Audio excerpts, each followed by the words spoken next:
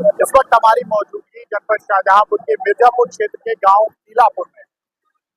ये हमारे पीछे आप मंदिर देख रहे हैं, ये मंदिर महाभारत कालीन है और इस मंदिर की मान्यता और प्राचीनतम यहाँ का इतिहास ये रहा है कि यहाँ लगभग 200 सालों से ये मेला लगता है। इस मेले में लगभग हजारों श्रद्धालु आते हैं, आसपास के क्षेत्र से आते हैं इस मेले का आनंद उठाने के लिए।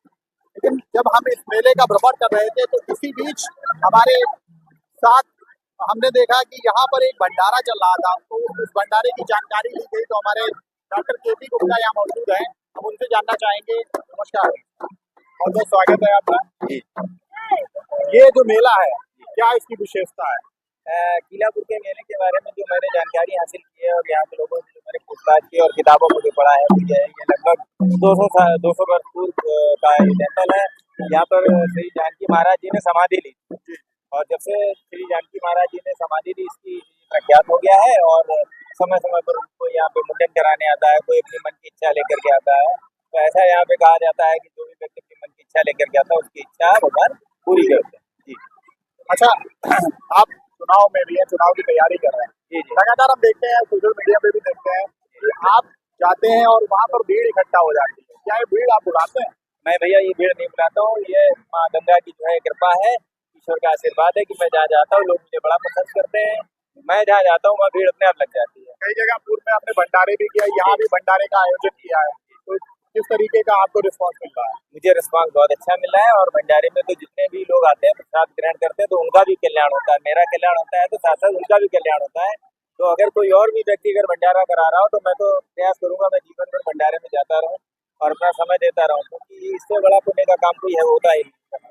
तो आपने ये डिसाइड कर लिया कि आपको जलालाबाद विधानसभा में जाना है और वहाँ से चुनाव लड़ना है? जी बिल्कुल, मैंने ठान रखा क्योंकि मैंने आपके बोर्ड पे पढ़ा है आपने प्रत्याशी लिख रखा है। हाँ, मैंने प्रत्याशी इसलिए लिख रखा है क्योंकि ज्यादातर आपने देखा होगा कि लोग लिखते हैं कि भावी प्रत्याशी या संभावित प्रत्याशी, तो इस शब्द का प्रयोग वो लोग करते हैं जिनके मन में कोई भी भावना ऐसी होती कि शायद मैं लड़ूं या शायद मैं न लड़ूं।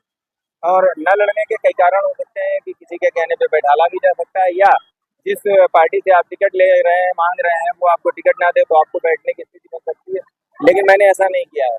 मैं अपने बैनर पे, अपने फोटो पे, अपने नाम के आगे या पीछे किसी भी प्रकार का कोई भी साइन, कोई बोर्ड नहीं लगाता हूँ, जैसे कि कमल का फूल हुआ, साइकिल हुई या अन्य किसी भी पार्टी का मैं कोई भी लोगो नहीं लगाता हूँ। सिर्फ इसीलिए नहीं लगाता हूँ क्योंकि ये तय है कि मुझे चुनाव लड़ना है।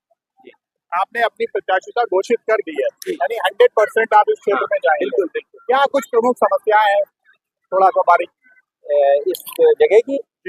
जी 132 विधानसभा की जो प्रमुख समस्याएं हैं वो हैं, एक तो गंगा नदी, रामगंगा नदी है, जिसके कारण जो है कनेक्टिविटी बहुत अच्छी नहीं है। जब भी हमारे किसी जगह पे, किसी नगर में कनेक्टिविटी, एक नगर से दूसरे नगर, एक गांव से दूसरे नगर में अगर कनेक्टिविटी में कहीं न कहीं विरोधाभास हो रहा होता है या मतलब वहाँ पे उसकी कमी महसूस की जाती है तो वहाँ पे तरक्की नहीं होती। तो हमारा प्रयास रहेगा कि यदि यहाँ की जनता हमें बोलती है, हमें विधायक बनाती है, तो हम एक गाँव से दूसरे गाँव, दूसरे गाँव से नगर की ओर और नगर से शहर की ओर कनेक्टिविटी बनाने का प्रयास करेंगे, जो कि जिसका माध्यम एक पुल होता है, जगह जगह पे पुल बनेंगे और कनेक्टिविटी बढ़ेगी और नगर जो है, गाँव जो है वो प्रगति की ओर बढ़ेगा। डॉक्टर केपी गुप्ता की तैयारी कितने प्रतिशत पूरी हो चुकी है और कितने प्रतिशत अभी क्षेत्र में काम करना है? ये आपका जो रजत जी सवाल है बड़ा ही पेचीदा सवाल है और इससे मुझे लगा कि मेरी जो तैयारी है, आपको तो भले ही लग रहा हो, यहाँ की जनता को लग रहा होगा कि मेरी तैयारी शायद 100% हो, 90% हो, लेकिन मुझे लगता है कि अभी मेरी तैयारी बहुत कम है। लेकिन हाँ, उम्मीद है, अभी समय है हमारे पास, हम तैयारी को अपने बढ़ाएंगे और तैयारी मुख्यतः मेरा उद्देश्य जन जन तक जाना है, लोगों को अपने आप को इंट्रोड्यूस कराना है और लोगों को भी जानना है, क्योंकि एक अच्छा नेता वही हो सकता है जो लोगों को जाने, अपनी जनता को जाने और जनता भी उन्हें जाने। तो मेरा प्रयास जारी है, मैं जल्दी से जल्दी अपने इस समय अंतराल में पूरा करूँगा। बहुत बहुत धन्यवाद। तो ये थे हमारे साथ समाज सेवी डॉक्टर केपी गुप्ता।